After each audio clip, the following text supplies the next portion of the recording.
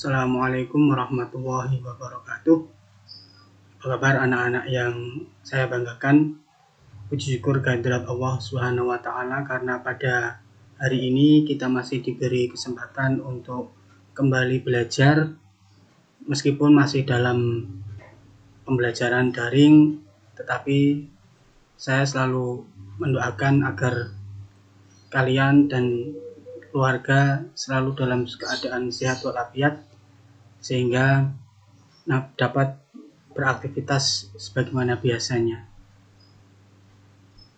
Pada kesempatan hari ini kita kembali bertemu dalam pembelajaran bahasa Indonesia, masih pada materi menyusun teks prosedur.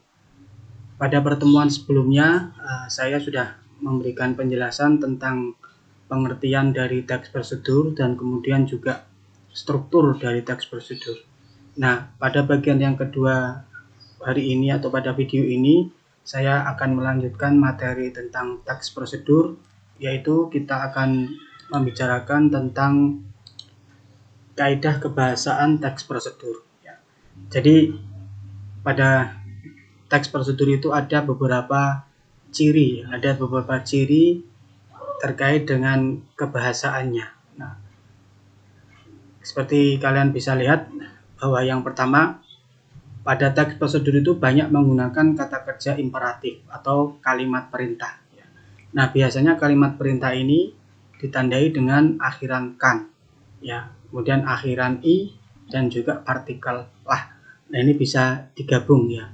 Contohnya misalnya campurkan, bisa juga menjadi campurkanlah. Lumuri, bisa juga menjadi lumurilah, atau juga bisa bacalah. Nah, ini karena teks prosedur maka biasanya banyak menggunakan kata kerja imperatif, perintah. Itu kaidah kebahasaan yang pertama. Terus kaidah kebahasaan yang kedua adalah banyak menggunakan kata-kata teknis yang berkaitan dengan topik yang dibahas. Jadi misalnya kalau berkaitan dengan penggunaan alat-alat elektronik, berarti kalian mungkin akan menemukan kata-kata teknis misalnya on atau play yang masih dalam bahasa Inggrisnya. Nah, ini juga biasanya akan sering kita temukan pada teks prosedur, kata-kata teknis terkait dengan topik apa yang dibahas, itu yang kedua. Terus yang ketiga, pada teks prosedur juga banyak menggunakan konjungsi dan partikel yang bermakna penambahan dan temporal. Penambahan itu maksudnya berarti menambahkan dari keterangan sebelumnya. Konjungsi itu kan fungsinya adalah kata penghubung, Jadi misalnya kata dan, campurkan air dan tepung. Nah, dan ini berarti penambahan. Demikian pula serta, itu merupakan penambahan. Lagi pula, di samping itu juga merupakan bentuk penambahan.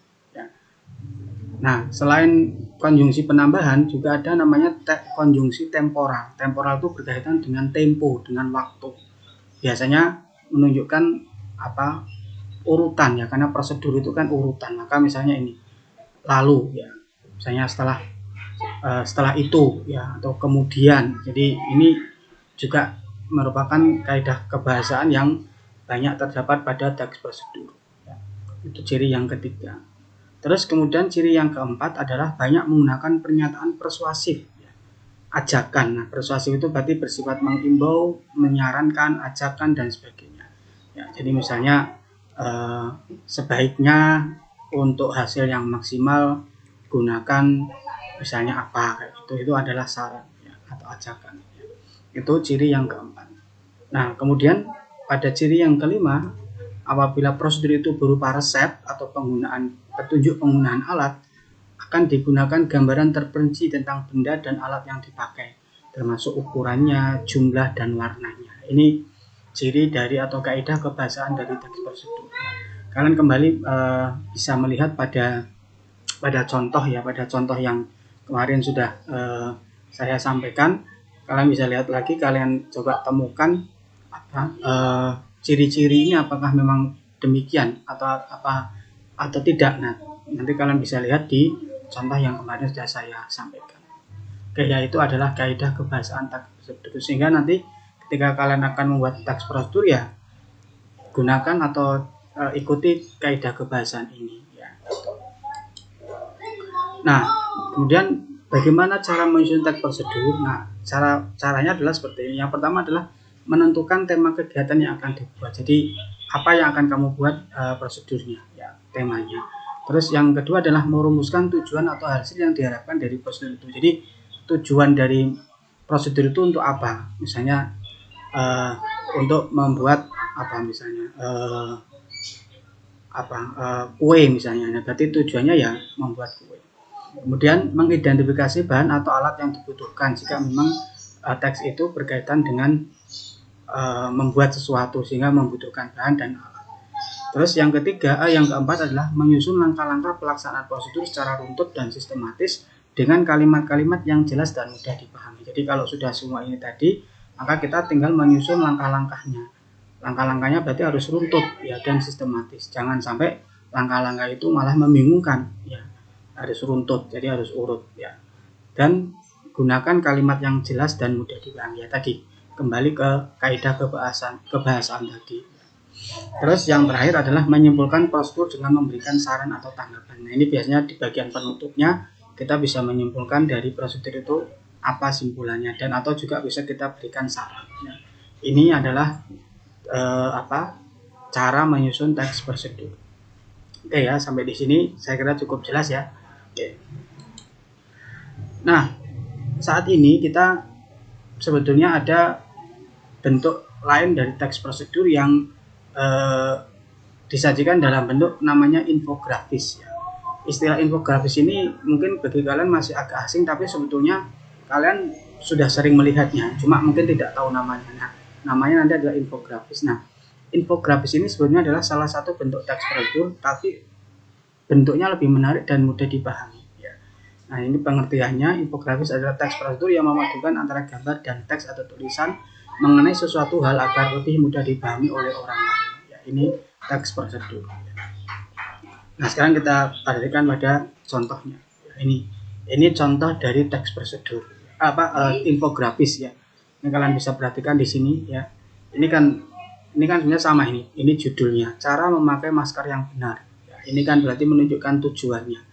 Nah, kemudian ini caranya, ini langkah-langkahnya. Nah, langkah-langkahnya kan kalian bisa perhatikan di sini ada tutup mulut, hidung, dan dagu Anda. Pastikan bagian masker yang berada di sebelah depan.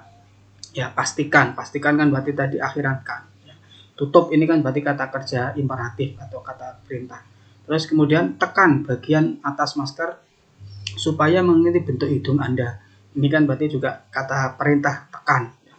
Terus lepas masker yang telah digunakan. Lepas ini kan juga kata perintah. Ini kalau kalian perhatikan kan ini sebenarnya teks prosedur, tapi bentuknya adalah infografis, yaitu perpaduan antara gambar dengan teks. Nah, lebih menarik kan ini? Ya, makanya ini sekarang kita bisa sering melihat bentuk-bentuk teks prosedur dengan model infografis seperti ini, karena memang ini lebih menarik dan lebih mudah dipahami. Ya, tidak hanya dengan kata-kata, tapi juga ada ilustrasi gambarnya ya. Ini namanya infografis. Oke ya, itu baik, saya kira materi untuk teks prosedur sudah selesai. Nah, setelah ini kalian coba untuk diulang lagi pemahaman terhadap teks prosedur ini, mulai dari strukturnya, terus kemudian kaidah kebahasaannya, dan juga